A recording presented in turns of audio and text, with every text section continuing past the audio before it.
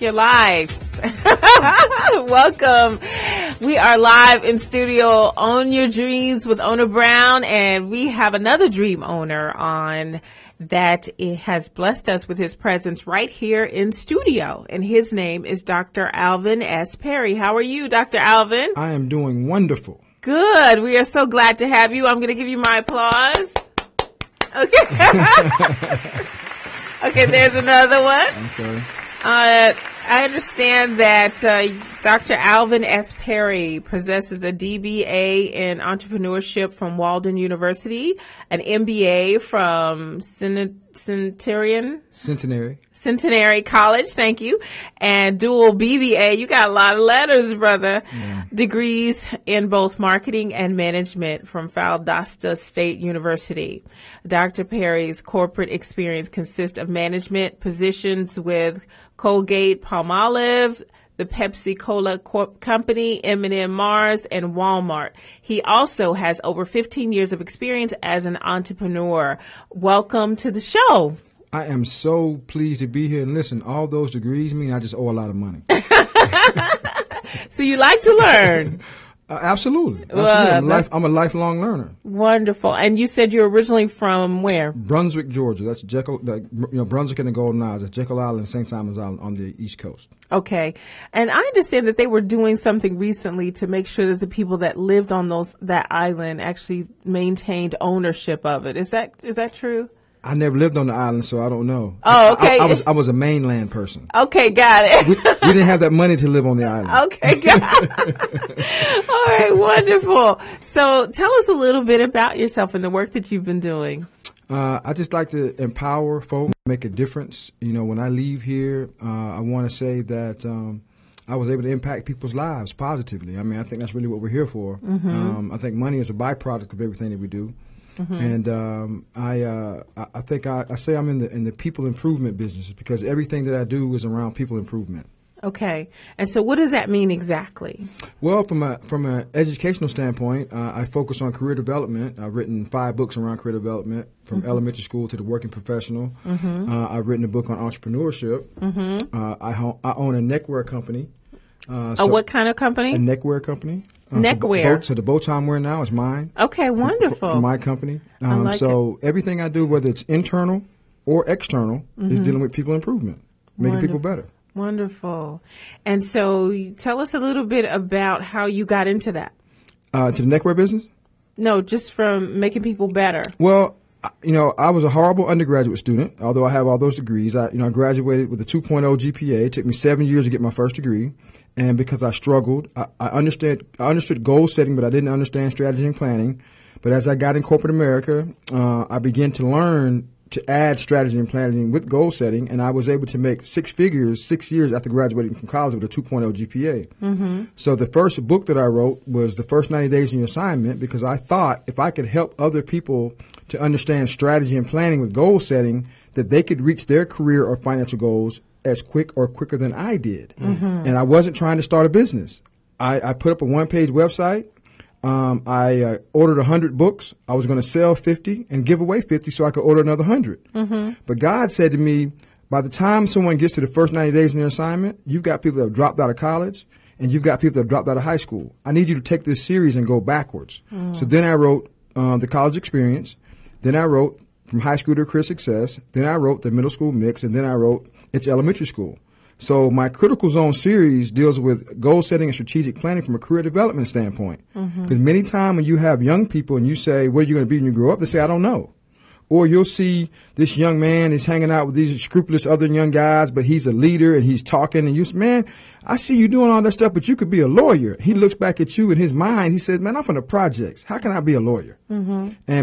But now you can say, well, I have a tool called Critical Zone. No matter where you are in your life stage, we can provide you with something to help you understand how to look at a goal and then how to develop a strategic plan so that you reach that goal. Mm-hmm. And that's what's missing in our community, because the only person when I was growing up who I saw wear a suit was a preacher and undertaker.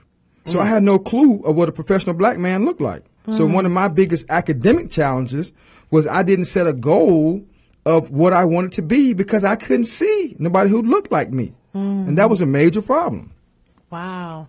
So now that you're doing this work to help our young men and women, just any person that is in need of getting clarity, that's what it seems like to me. You bring clarity, direction, inspiration, all of that. Now that you're doing this work, how does that feel for you in your life? Because I know you said earlier that when we were off air, you were saying that you had been working a job that you hated. Yes. It's something when you find your passion. You always hear that you work for free if if you're right. in your work, in yes. your mission, your life's mission, and I'm in that. And so I'm elated. I'm so glad that even being over 40, I know I don't look like it. No, even being over 40. Was that a self compliment? Yeah. Shameless plug. I love it. Sometimes you gotta give yourself a compliment. You have to. Yeah. It's great. I mean, it's great being what you believe is your passion. Just stuff that you love doing. I mean, so I'm glad that I found where I should be. Right. And your father helped me with that. How did he do that? Really?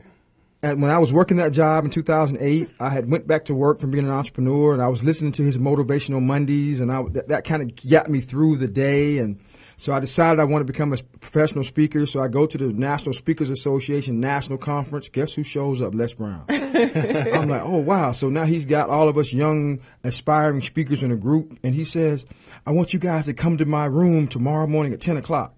But somebody says, hey, Les, you have a platinum speaker that's speaking at 10. He says, okay, come to my room at 11. So I had a young brother that was with me. I said, hey, he free at 10 now, so we're going to find him at 10 o'clock. So after the workshop, it was about 10 minutes to 10. I tapped my watch and said, hey, let's go. So I go find Les. I said, Les, now yesterday you told us you were free at 10, but they told you had a platinum speaker, so they forced you to change the time. I know you're free at 10. So somebody had blessed him with 2 bottles of wine. I grabbed him and his briefcase. Now he don't know me. So I grabbed the wine and the briefcase, and I said, he ain't going nowhere without these. So we walked to see the speaker. He sat down. Somebody sat next to him, and I sat next to them, and I put his briefcase and wine on the other side of me.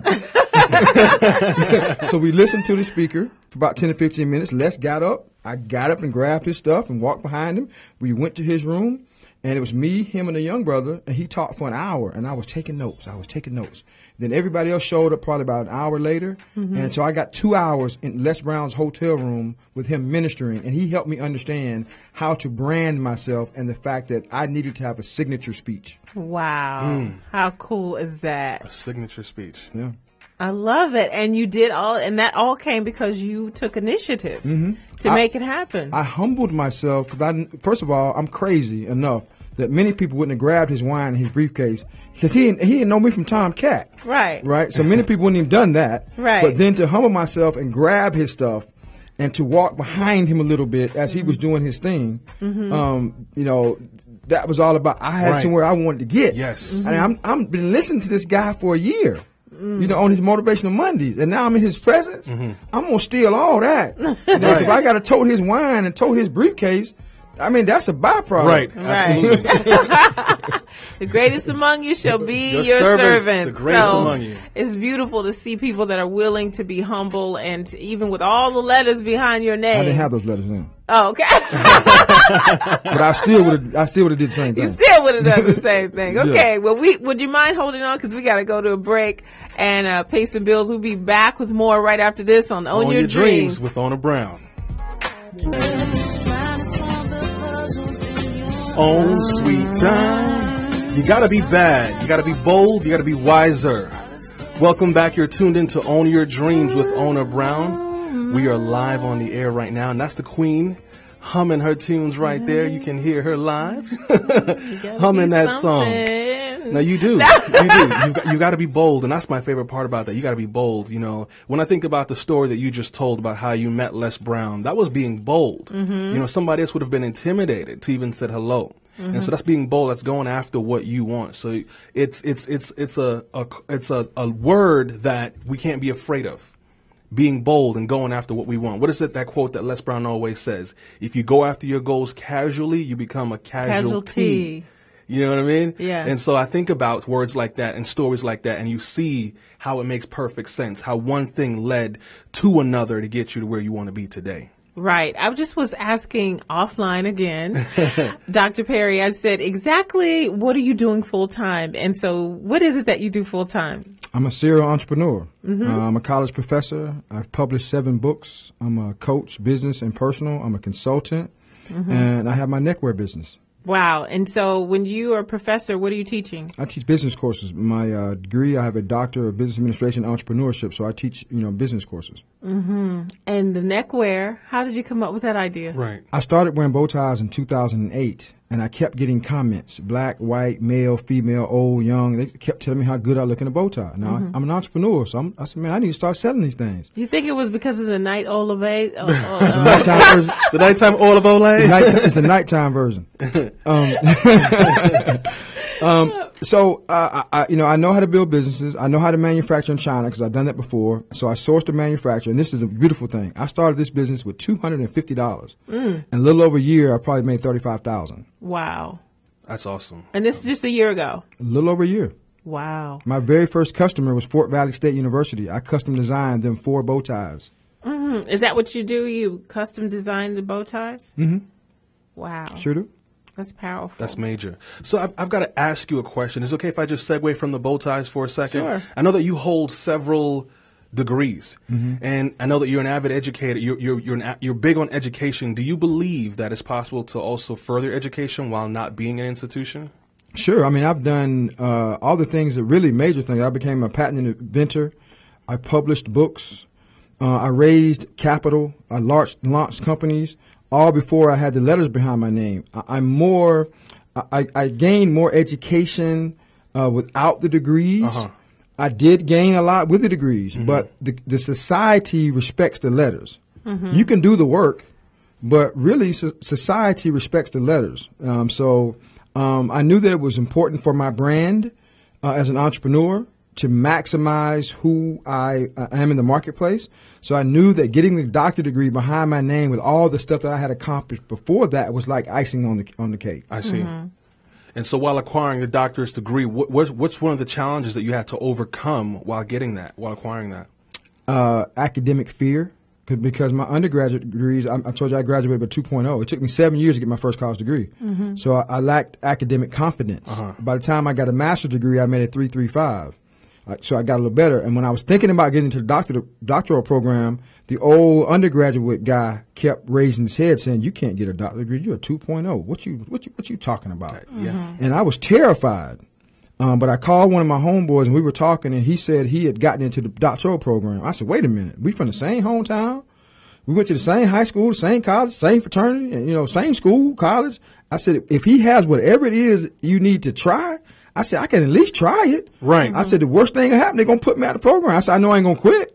But so the worst thing that happened, they'll kick me out. And it took me about 4 A's before I realized I would be Dr. Perry, before I really believed it. I didn't really believe it until after about 4 classes. So you have all these various things that you're doing. You're a serial entrepreneur. What is your first love? Creation. I like to create. Like writing the books. I love to create the part of doing the books. And I love the fact that someone was telling me that I look good in a bow tie. And I said, man, I want to start selling these things. And so I have to build a business. And I had to find a manufacturer and train the manufacturer on how I wanted stuff. So I just love to create and build. I love the building process. And when you are building, that gives you a sense of accomplishment, a sense of joy.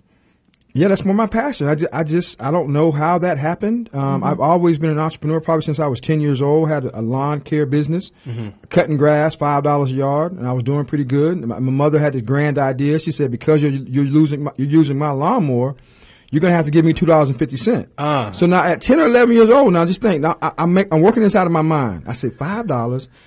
I got to give her $2.50. Gas is 50 cents. That means I'm making $2. I quit. Because the job didn't pay enough. She took my profits. Wow. And I analyzed that at 10 or 11 years old. So I quit.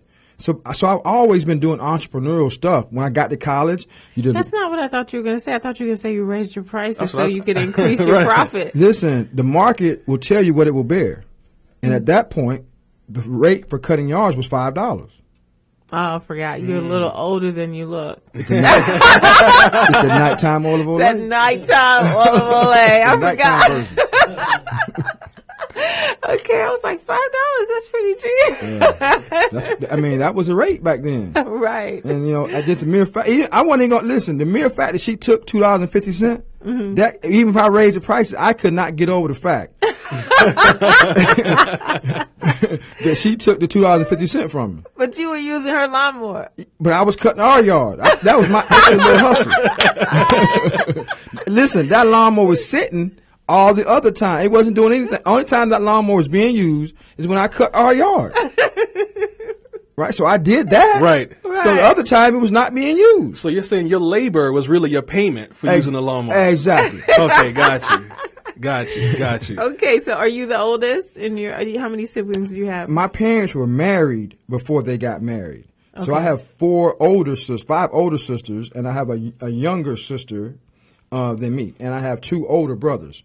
Daddy was a little Rolling Stone. Okay. So total of how many siblings? That's going to be 5, 6, 7, 8 of us probably. Okay. Good deal. I love big families. Yeah. That's exciting. What would you say is, what word of advice would you give to someone right now who's like you? They share a passion for entrepreneurship, but they don't have the degrees and they don't have an aspiration necessarily to get back into school. Now, what kind of guidance would you give to someone like that? I would tell them to go to Amazon and order my book, The Circus Act, to help them get started in understanding the principles, the foundation of being an entrepreneur and all the core business systems that are associated with entrepreneurship. Right. I would tell them to get some training from somewhere. Right. You can do OJT, but it's going to take you a lot of time. What's OJT? On-the-job training. Okay. It's going to take you a lot of time, a lot of energy, a lot of effort, a lot of wasted money. But I would tell them, try to find some training program somewhere to get a foundational understanding of what it is to be an entrepreneur and all the components that are associated with it. What's one tool from your book that you can share just to kind of whet their appetite? What's a misconception that people have about entrepreneurship? Well, the biggest misconception is the fact that people don't understand that it's a system. Everything is a system. I don't care what you do, there's a system associated with it.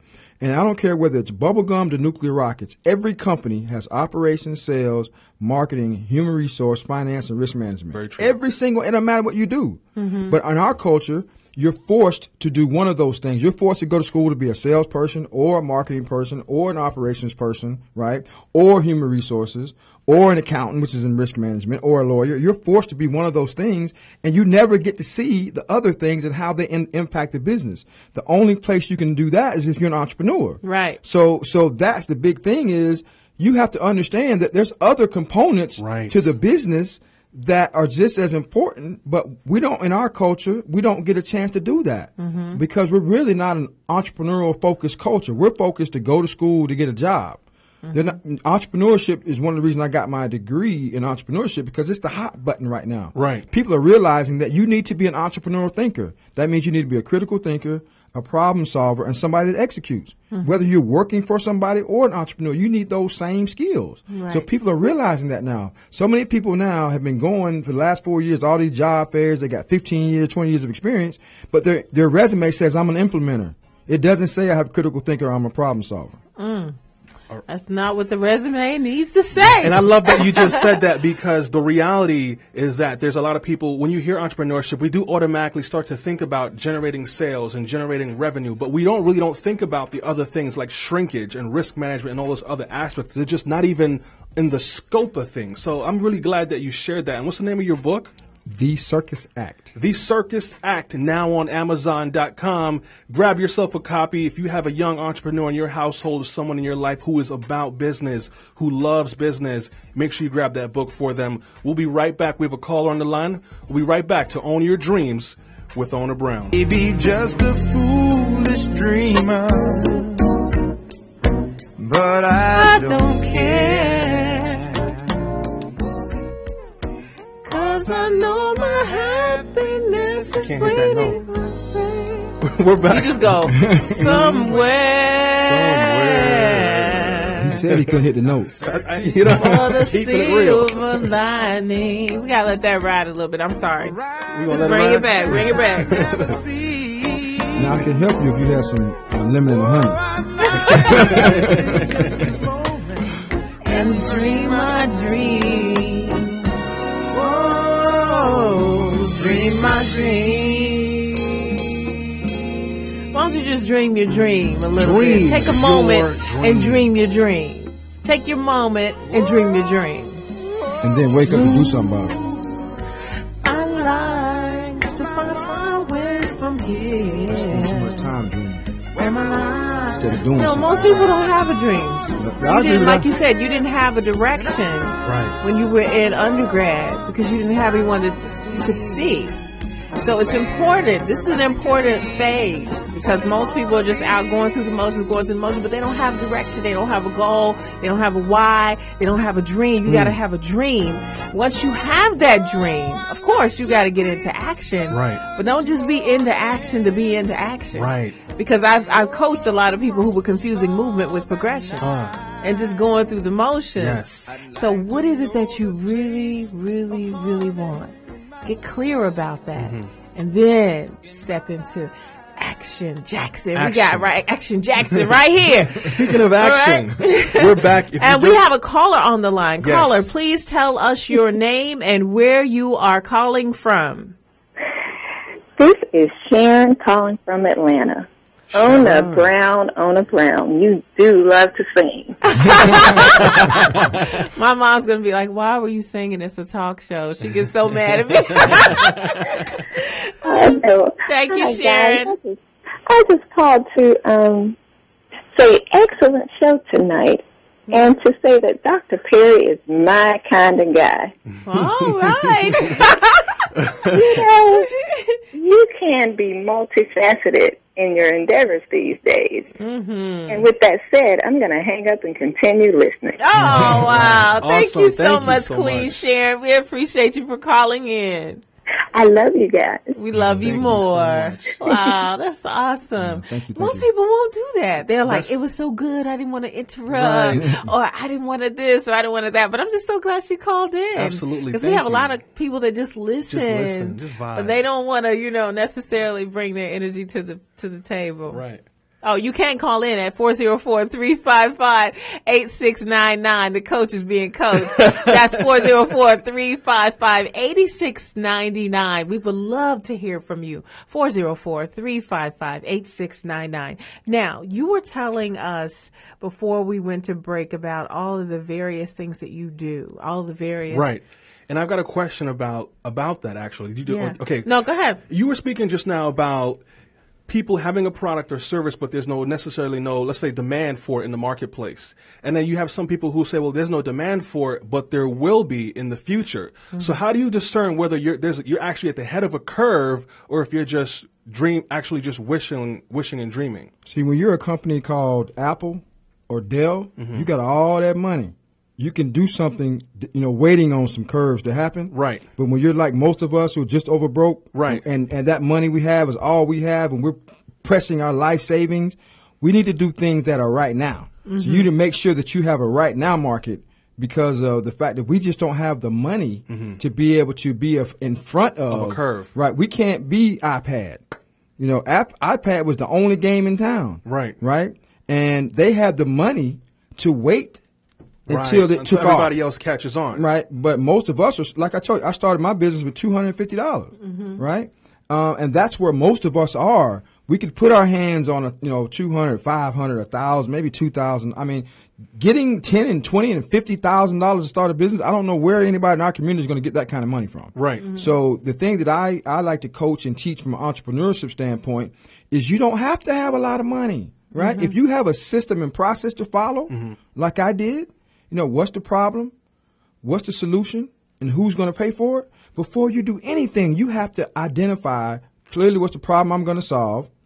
What's my solution, which is a product or service? And then within my solution, what is the value proposition? What makes me different from everything else in the marketplace that I'm going to be competing against, right? And then the third phase is who is going to pay for it? If you have a market opportunity that's 1,000 people, knowing you're only going to get 1 or 2 or 3%, it's not worth doing. I don't care how the problem is. I don't care how wonderful your solution is.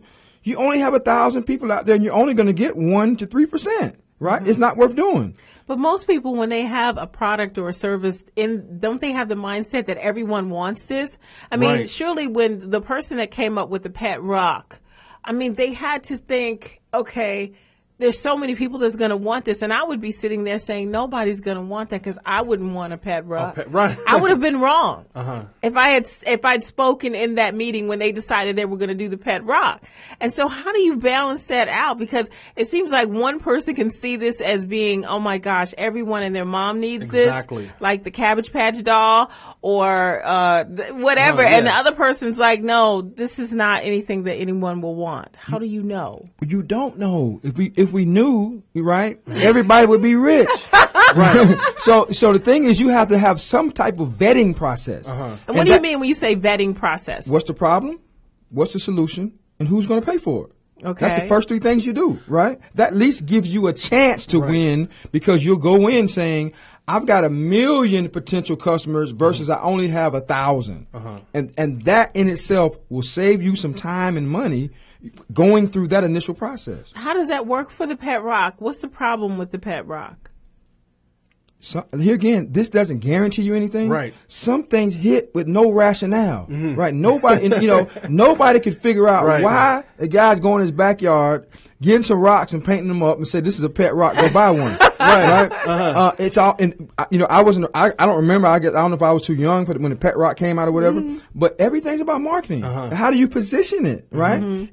Obviously he positioned it that everybody felt like, I need to get one of these pet rocks. Right. The one I have in my yard, this one won't do. So based on you know what, do you like Shark Tank? No. Why? Because I lost everything one time. When I was here in Atlanta the first time, I had a $500,000 house. I had $175,000 for equity. I invented and patented a golf product.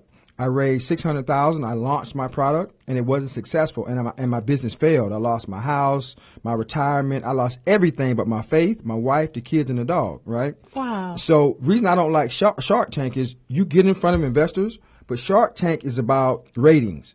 So they are kind of just the way they approach things. It's about ratings. You don't talk to people like that. I mean, I had my life savings on the line, and if I was to go on the Shark Tank and they started clowning me like that, I'd be gonna jump across that table. So I better stay away from it. Yeah, I better stay away from Shark Tank. Wow. Because I can't stand to watch these. Because many people don't know what they've gone through because they're institutionalized. What that means to me is they're comfortable getting a check every other Friday. Right. To be an entrepreneur means you're willing to risk everything. I risked everything to go after my dream one time, right? And I know when those people are in front of Shark Tank and they're pitching their ideas, they're risking everything, hoping that somebody's going to say, yeah. I think that you're watching it from your perspective sometimes because, I mean, I've watched it and I've watched people that to me were very casual, very comfortable. It's like, well, I'm I have a full-time job or I'm a stay-at-home mom, and they're giving them offers and they're like, no, I don't want it. And I'm thinking, take it, take it, right. Because they're offering them $200,000 plus a percentage, and they've got all these contacts. And the person like, no, I don't really want to give up, 30% of the company. I'm only offering 10% or da-da-da-da. So I think sometimes you have people that, for whatever reason, they're just very comfortable. And to me, there's no hunger. And I'm like, how can you not have that hunger? Because as an entrepreneur, this being my 20th year, I launched my business in 1995. It's just interesting to see people be so casual about it. And then I've also seen people where everything that they told them, even though they're kind of harsh about it and kind of rough around the edges,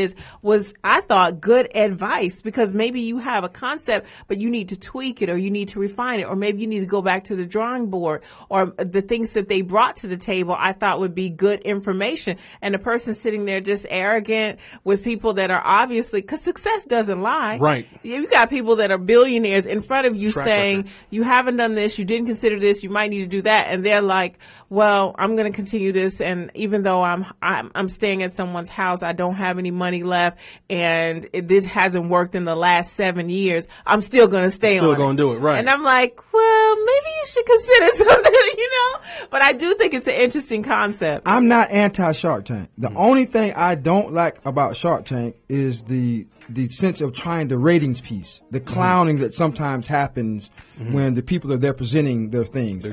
You're right. These guys are billionaires. They have money, they got relationships, and they've got experience. Right. Absolutely great. But I went broke. right, doing my thing. And I just can't imagine me standing in front of those folks. I could take the no. I can't take the clowning. They would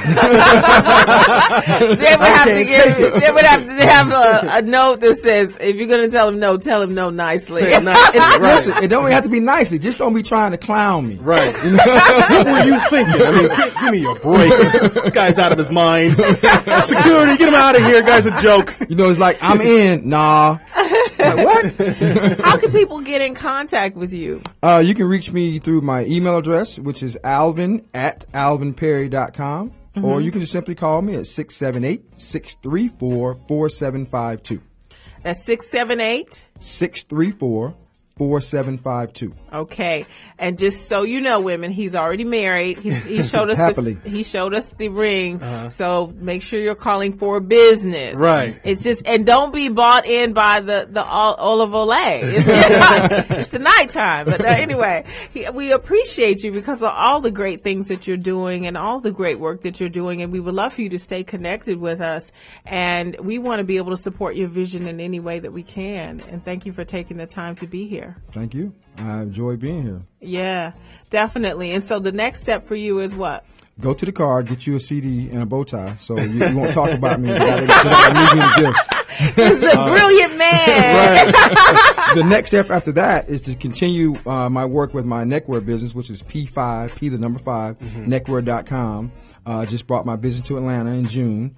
And for 2015, our goal is we want to take over the Atlanta market when it comes to neckwear. Awesome. We're gonna do it this year. Wonderful. Beautiful. Well, I've got to get me a necktie that has like the Own Your Dreams thing on it and sell it to men. I think I should have my own version of his tie because he said he helps people to put their information on there, right? Yeah, I can put anything on a necktie or a bow tie. And if you need a model queen, You got it? I mean, yeah, okay. I mean, it's a tough job, but for you, man, I gotta come up with a compliment for myself when we come back because y'all are complimenting out. I love it.